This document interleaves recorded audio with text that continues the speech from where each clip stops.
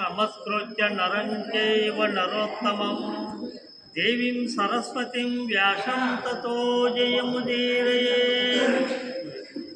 ఏ చంద్రచూడ మదనాంతకాశూలపాణి స్థానో గిరీశ గిరిజేశ మహేశ శంభో హే పార్వతీ హృదయ వల్లభా చంద్రమౌళి భూతాదిప ప్రమదనాద గిరీశ చాపా నమో భూతనాద నమో దేవదేవ నమో భక్తపాల నమో దివ్య తేజ నమో భూతనాద భవవేద సారా సదా నిర్వికారా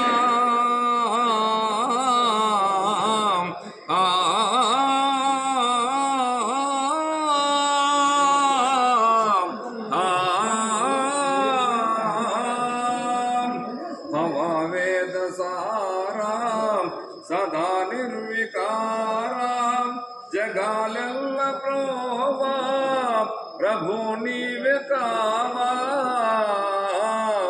నమో పార్వతీ వల్లభా నీలకంఠ నమో భూతనాథ నమో దేవదేవా నమో భక్తపాల నమో దివ్య తేజ నమో భూతనాద సదా సుప్రకాశ మహాపాపనాశ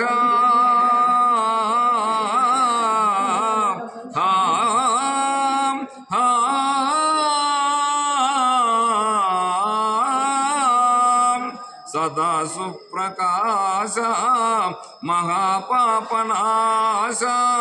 కాశీ విశ్వనాథ దయా సింధు నీవే నమో పార్వతీ వల్లభా నీలకంఠ నమో భూతనాథ నమో దేవదేవా నమో భక్తపాల నమో దివ్య తేజ నమో భూతనాథాయ హర హర మహాదేవ శంభో హర హర మహాదేవ శంభో హర హర మహాదేవ శంభో.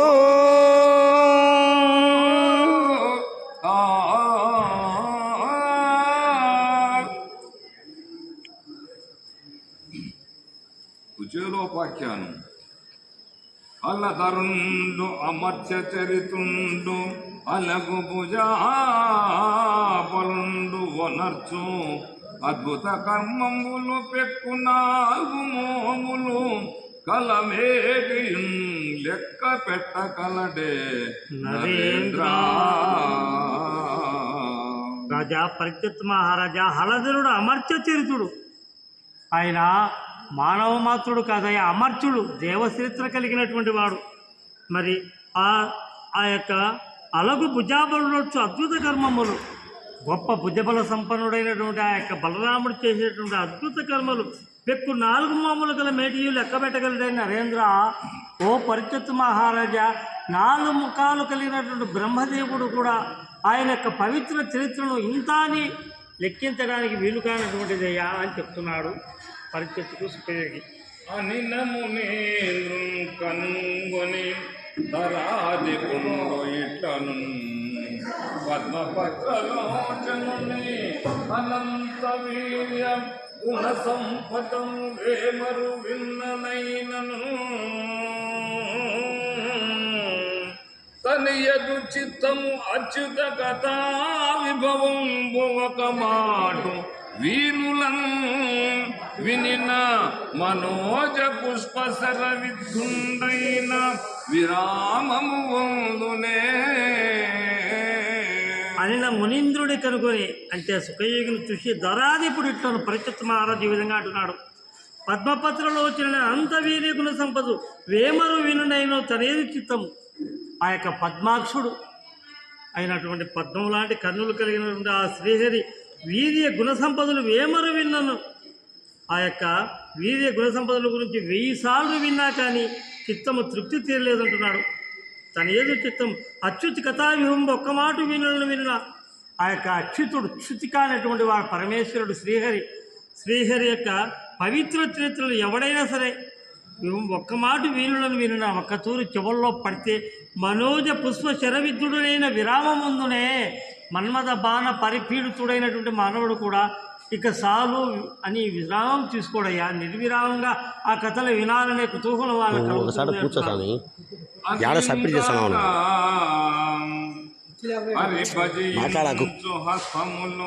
హస్తములో అచ్యుతం కోరే బృకుత చిరము శిరంబు చక్రధరం చేరిన చిత్తము ఇందిరావరం కను దృష్టి మురవైరిను తించిన వాణి అక్షరు కథాలను కర్ణములై విలసిల్లున్ పోపువిన్. మరి ఆ యొక్క శ్రీహరి గొప్పతనాన్ని గురించి చెప్తున్నాడు. అదేగాక సుఖేంద్రుడు పరిస్థితికి ఈ విధంగా చెప్తున్నాడు. హరిపదీంతో హస్తములు శ్రీహరి సేవకు ఉపయోగపడేటువంటి చేతులే నిజమైన చేతులు. మరి ఆ హస్తములు అచ్యుతుని పోలి మృత్తే తచ్చిరం. ఆ యొక్క పరమాత్మను చూసి తల వంచి నమస్కరించేటువంటి తలే నిజమైన తల, అదే నిజమైన శిరస్సు. చక్రధరుడు చిత్తమే చిత్తం. ఆ యొక్క ఆ లక్ష్మీ వల్లభుడైనటువంటి చక్రధరుడు శ్రీహరిని నృత్యించేటువంటి మనస్సే మనస్సు అంటున్నాడు. మరి ఇందిరావరుడికని దృష్టే దృష్టి. ఆ ఇందిరావల్లభుడైనటువంటి శ్రీహరిని చూపే చూపు. ఇతరుల చూపులు పనికిరావు, పరమాత్మను చూసే చూపు అంటున్నాడు. మరి మురవైరును చించిన వాణి ఆ మురాసురుని సంహరించినటువంటి మురవైరైనటువంటి ఆ పరమాత్ముడు శ్రీకృష్ణుని మరి వర్ణించేటువంటి వాక్కులే నిజమైన వాక్కులు. అన్యమైన వాక్కులు అవి వృధా ప్రేలాపనలు అని చెప్తున్నాడు. మరి అచ్చరు కథలను కర్ణములే. అచ్చరుడు అంటే చరము అంటే నాశము, అక్షరం అంటే నాశరహితమైనటువంటిది. ఆ యొక్క ఎప్పుడు భగవంతుడు అచ్చరుడు ఎప్పుడు కూడా ఆయనకు చరం అనేది లేదు. ఆ యొక్క పరమాత్మను కథలు వినేటువంటి చెవులే నిజమైన చెవులు అంటున్నాడు. మరి ఈ విధంగా విలసిల్లబో భువిన్ మిగతావన్నీ ఆ భగవంతుని సేవకు ఉపయోగపడినటువంటి నిరర్థకాల అవయవాలు, ఇంద్రియాలు అని అంటున్నాడు. హరిపాద తీర్థ సేవా పరుండై విలసిల్లు నట్టి భాగవతునే అంగములో ఆ పరమేశ్వరు ఎరుంగ నాకును నెరుగా భావించు నాకు మునీంద్ర. పరిచిత్తు కోరుకుంటున్నాడు సుఖమహర్షిని. హరిపాద తీర్థ సేవాపరుడై విలసిల్లునట్టి భాగవతుని విస్తృత అంగములు హరిసేవ. నిరంతరము ఎవరైతే ఆ యొక్క తీర్థపాదుడైనటువంటి హరిని, ఆయన పాదం నుంచే పవిత్రమైనటువంటి తీర్థం అంటే గంగాదేవి పుట్టింది, అలాంటి తీర్థపాదుడైన హరిని సేవించేటువంటి వాడే ఆ భగవంతుని అంగములే నిజమైనటువంటి అంగములు. మన యొక్క అవయవాలు నిజమైన అవయవాలు అంటున్నాడు. పరమేశ్వరుడు ఎరుగు నాకు పలుకు మునింద్ర.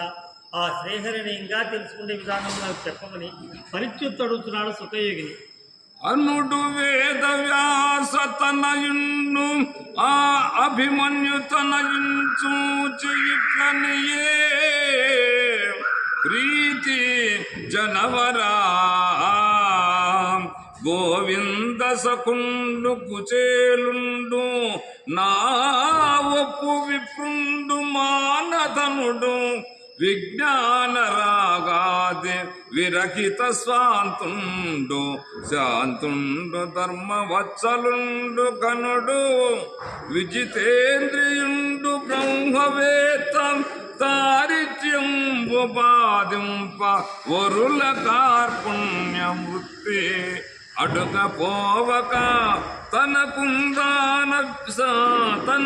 ఉందానప్పినట్టి కాసు 10,000 నిష్కముల్ కాంతలంచి ఆత్మమోదించి పుత్రధారా ఒక విధంబున నడుపుచో ఉండునంతా.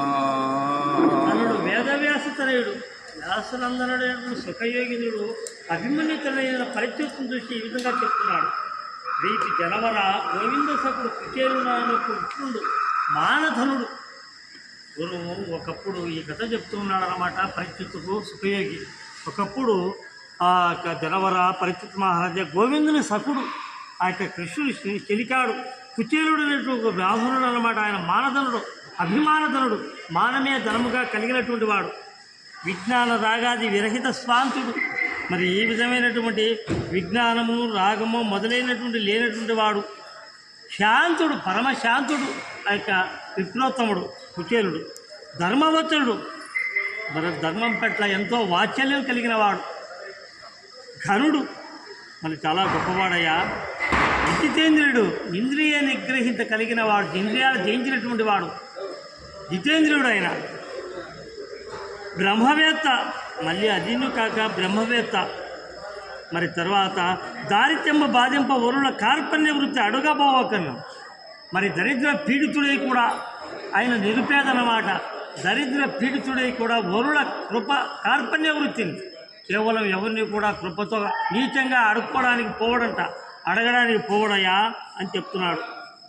మరి ఒకవేళ తనకు అడుగపోవక తనకు తాను అబ్బినట్టి కాసు 10,000 నిష్కలంగా తలంచి ఎదృత్యా లాభ తృప్తి, తాను ఏ పని చేస్తున్నాడో ఆ పనిలో తనకు తానుగా మరి కోరుకోకనే లభించేటువంటి ఆ యొక్క సంపద చేత తృప్తి పడేటువంటి వాడు. దొరికింది ఏదైనా సరే దాంతోనే తృప్తి చెందేటువంటి వాడయా అని చెప్తున్నాడు అన్నమాట. ఆ విధంగానే ఒక 10,000 అదే 10,000 నిష్కలంగా తలంచి 10,000 బంగారు నాణాలుగా ఇది ఏదో దొరికిన ఎదురుచారాలకు ఇచ్చి తనంతా తానే మరి ఈ విధంగా తనకు ప్రాప్తించినటువంటి సొమ్ము అదే 10,000గా భావించేటువంటి వాడు. తలంచి ఆత్మ బోధించింది, ఆత్మలో సంతోషించినటువంటి వాడే ఆత్మాభిమాని. పుత్ర దారాభిరక్షణ, తన యొక్క పుత్రులను తన భార్యను రక్షించుకునేటువంటి వాడయ్యా. ఒక విధంగా నడుస్తూ ఉన్నంత తనలో తనకు ఉన్నంత ధనముతోనే తన యొక్క భార్యాబిడ్డలను తన కుటుంబాన్ని పోషించుకునేటువంటి వాడు. ఆత్మాభిమానాన్ని చంపుకొని ఎవరిని కూడా యాచించి చేయి అడిగేవాడు కాదంట కుచేలుడు. కేవలం పచ్చైనా ఉంటారు కానీ ఎవరిని చేయి చాచి అడిగేటువంటి వాడు కాదు. గొప్ప మానధనుడు, ఆత్మాభిమానం కలిగినటువంటి వాడు అని చెప్తున్నాడు సుఖయోగి పరిస్థితులు.